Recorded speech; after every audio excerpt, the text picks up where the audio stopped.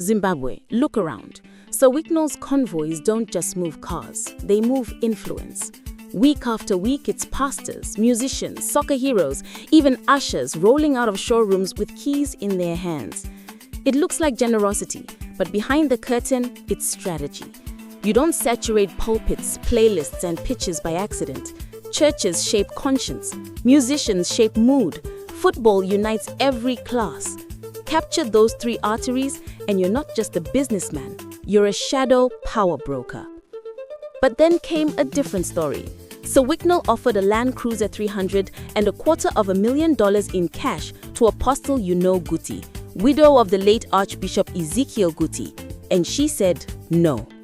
She didn't just decline quietly, she told the world that her late husband never accepted such gifts, that it would compromise the integrity of the church, that money from murky waters was not a blessing. That single no disrupted the parade.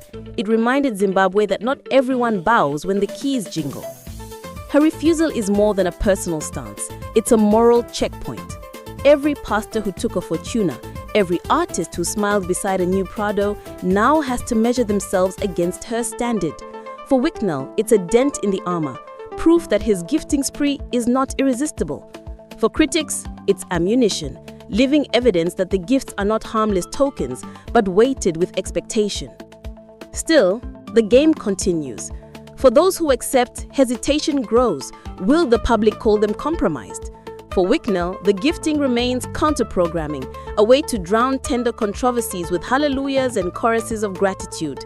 But Guti's refusal shows the cracks. It proves that some leaders will not let their pulpits become PR stands. And that pause matters. It makes us ask, are these cars about blessing or about buying silence? The bigger picture hasn't changed. The state has scandals, tenders are questioned, and Wicknell's name is never far from contracts that shape our elections, our power grid, our future. Every card gifted is a shield. Every public thanksgiving, a chorus that blunts the edge of criticism. But one refusal punctured the illusion.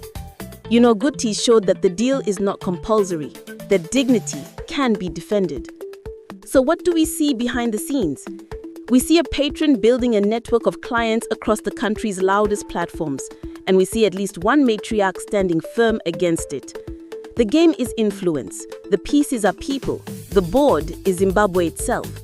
And the question is whether more will find the courage to say no, or whether the engine of gratitude will keep drowning out accountability. Zimbabwe, don't be blinded by the shine of new rims. Remember that one woman stood still when everyone else was running to collect. That choice, that no, may be the most powerful gift yet.